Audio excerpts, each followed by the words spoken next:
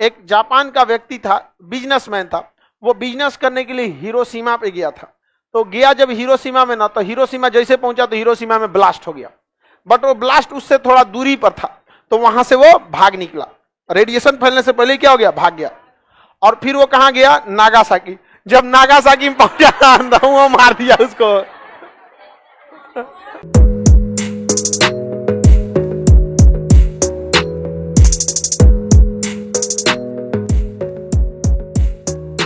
आप कहेंगे ओ दे परमाणु बम फूट लो, जा बगल वाला देखा एकरा का हो गई लो, कहेगा रे हमू मर गिलो रे। दोनों मर के अपने आत्मा से बता, देखता हमारे शरीर वा दूर से कैसे लगतो। समझा कि नहीं, अचानक तो वो दिखता नहीं है आपको। आप वो फिल्मी वाला बम मत समझिएगा कि आग लग गया चिल्ला रहा है मामा ठाकुर। वो पेट्रोल बम नहीं है, नहीं समझे, ये रेडिएशन वाला बहुत खतरनाक है।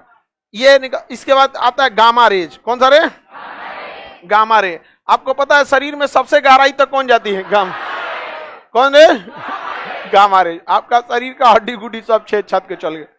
आदमी उठाना पड़ता है इसे छाइटी में, कैसे गोबर उठाता आदमी, चलो हो चचा। पूरा खत्म कर देता है मार और के परमाणु बम। अच्छा, इनकी गति भी देखिए प्रकाश की चाल से। आपको पता है एक्सरे प्रकाश की चाल से चलता है। टॉर्च जलाने में कितना टाइम लगता है, फटाक से जलाए पहुंच गया 1 सेकंड में 3 लाख किलोमीटर। और गामा रेज की भी गति प्रकाश के बराबर। यही दो मेन तबाही मचाते हैं। इसके बाद क्या होता है ना, शॉक वेव उत्पन्न होता है। वेव चैप्टर में भी पढ़ा दिए हैं शॉक वेव। कौन सा वेव, शॉक वेव, प्रघाती तरंग। देखिए आपको भी पता है शॉक वेव क्या है। देखिए कोई भी चीज कब लड़खड़ाती है, शॉक कब लगता है। जैसे हमारी दौड़ने की क्षमता है 20 की स्पीड से या 30 की स्पीड से, तो हमको अगर कोई धक्का दिया पीछे से 10 की स्पीड से, तो हम नहीं लड़खड़ाएंगे, क्योंकि हम उसे बैलेंस बना लेंगे। अगर कोई 30 से ढकेला तो भी हम नहीं लड़का, हमारी क्षमता से ज्यादा ढकेल दिया ना तो हम लड़खड़ा जाएंगे ऐसे, क्योंकि उससे तेज हम नहीं जा सकते थे। तो हमारे अगल बगल में जो वायु है, ये वायु है या फिर ध्वनि तरंगे है, ये 330 मीटर पर सेकेंड की वेग से ही जा सकती है, इससे ज्यादा नहीं जा सकती है। और अगर कोई चीज ब्लास्ट करता है बहुत ज्यादा मात्रा में, तो अचानक वो यहाँ की हवा वगैरह को क्या करता है, ढकेलता है। अचानक क्या करता है, ढकेलता है। और उस ससुरा इतना तेज ढकेलता है कि उस सबको उतना तेज चलने के लिए बने ही नहीं थे। तो क्या होता है, एकदम शॉक उत्पन्न हो जाता है। क्या उत्पन्न हो जाएगा, शॉक। और वो इतना शक्तिशाली होता है, किसी भी चीज को ध्वस्त कर देता है। तो ये शॉक वेव आके बिल्डिंग वगैरह को क्या करती है, गिरा देती है। शॉक वेव बिल्डिंग को क्या करती है, गिरा देती है। यहाँ पे पूरी तरह से टेम्परेचर लगभग 300 डिग्री सेल्सियस हो जाता है। पानी कितना डिग्री पे रहता है, 100 डिग्री सेल्सियस पे क्या होता है पानी, अभी कितना कर दिया। तो जो बम के पास के एरिया में रहेंगे 8-10 किलोमीटर के रेडियस में, ऐसे समझ में गया, तो वो सबसे पहला शिकार होंगे किसका, सबसे पहले तो इन्हीं का, कोई भी शिकार इन्हीं दोनों का। लेकिन ये उनको जला के क्या कर देगा, खत्म कर देगा। तो जो पास के एरिया में पकड़ा गए, 10 किलोमीटर के रेंज में क्या हो गया, पकड़ा गए, उनको तो जल के मरना है। और जो पास के एरिया में बिल्डिंग पकड़ा गया, उनको शॉक वेव से। अब बाकी आप अगर 70, 80, 100 किलोमीटर भी दूर है ना, तो ये देख रहे हैं एक्सरे वगैरह निकल रहा है, समझ में आ रहा है ना, एक्सरे और गामा रे जा रहा है यहाँ पे। ये आपको तो चौपट करेगा ही, और डीएनए को भी चौपट कर देगा। अगर बच गए तो बाल बच्चा जो होगा उसके अंदर अपंगता आ जाएगी वहां पर। तो ये बहुत ज्यादा क्या होता है, हानिकारक होता है। क्या होता है, हानि। हमेशा इसे क्या किया जाता है, कंट्रोल इन्वायरमेंट में क्या बनाया जाता है, बिजली बनाया जाता है। कंट्रोल इन्वायरमेंट में क्या बनाया जाता है, बिजली। 1986 में यूक्रेन में एक जगह था बिजली घर, जिसका नाम था चेर्नोबिल। चेर्नोबिल जो जगह था, इसमें क्या बन रहा था, कंट्रोल्ड इन्वायरमेंट में बिजली। अचानक वहां प्रेशर बढ़ गया और वो बिजली क्या गया, ब्लास्ट कर गया। जैसे ब्लास्ट किया बस वो क्या हो गया, अनकंट्रोल। और जैसा अनकंट्रोल हुआ क्या बन गया, परमाणु बम। अब परमाणु बम बना तो वहां क्या निकला, एक्सरे, और क्या वहां गामा और शॉक। वो खाली जगह पे बनाया गया, सब उधियाइए गया था वहां पे। और टेम्परेचर कितना हो गया, 3। इतनी भयानक तबाही मची थी जिसका कोई हद नहीं। वहां पर सारे लोग मारे गए थे। उसके बाद जो फायर फाइटर आए थे आग बुझाने के लिए, उनके ऊपर लग गया रेडिएशन। किस चीज का, अल्फा बीटा गामा। किसका लगा, अल्फा बीटा गामा।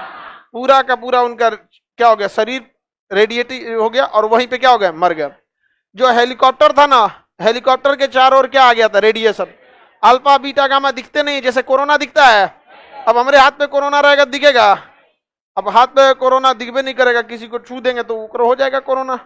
वैसे ही रेडिएशन भी दिखता नहीं है, और लेकिन वो रेडिएटिव हो जाता है। तो बाद में क्या किया गया, उस एरिया में जितना ट्रक, गाड़ी, जहाज, हेलीकॉप्टर, पत्रकार, कैमरा सहित पत्रकार को दफना दिया गया। अंदर खचा खचा खींचते रहो। हाँ, जिंदा कैसे रे बकलो, इतना बड़का, अरे काला खांसी कह रहा है कि जिंदा दफनाया गया था। बताओ, इतना भयानक हमला के बाद कहने कौन बचेगा, तेल चट्टा बच जाएगा सब। कॉकरोच, कॉकरोच की बाहरी त्वचा काइटिन की बनी होती है, काइटिन पर इस रेडिएशन का कोई असर नहीं पड़ता। वो सोच रहा क्या हो जाएगा, बच जाएगा। समझ रहा है कि नहीं रहा, बच जाएगा वहां पर। आपके एरिया में जब कभी भी परमाणु विस्फोट हो जाए कभी, तो आप देखिए, अगर आपके अगले बगले में हो गया 10 किलोमीटर के रेडियस में, तो चुपचाप आप जाएंगे, आपको कोई बचा नहीं सकता।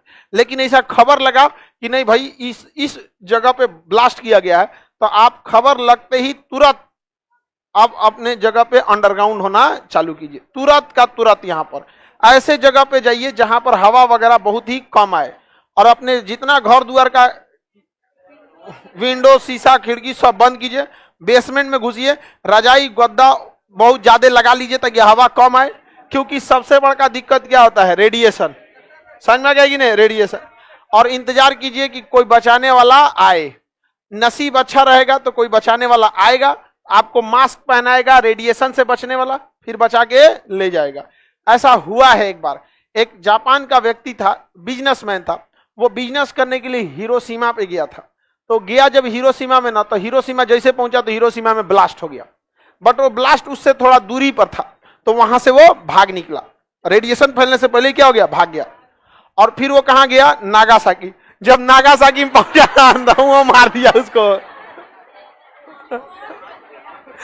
फिर वहां भी वो बच गया।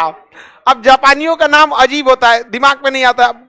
अब भाई कोई राष्ट्रपति रहे तो आदमी याद कर लेता है मन से कि भाई 5 साल का फुर्सत हो जाएगा, याद कर लो।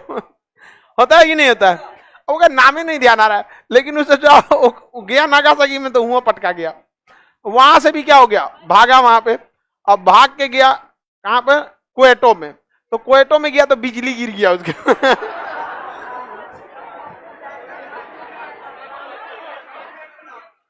और फिर उसमें भी ससुरा बच गया वो। फिर वो मरा था अपनी मौत से। इसको कहा जाता है नसीब। समझ में आ गया कि नहीं आएगा। कभी कभी यमराज भी छुट्टी पे रहते हैं। बताइए, ऐसा ऐसा तो नसीब होता है। अब बताइए, हमारे यहाँ के साइरस मिस्त्री साहब, टाटा के जो टाटा सन्स के सीईओ थे, वो रोड एक्सीडेंट में उनकी क्या हो गई, डेथ। हालांकि जो उन्होंने गलती किया वो अमूमन 99% लोग गलती करते हैं। सीट बेल्ट बट आगे के लोग पहनते हैं, और इवन जो पुलिस भी चालान काटती है ना, तो सीट बेल्ट बस आगे वालों का काटती है, पीछे वालों का नहीं है।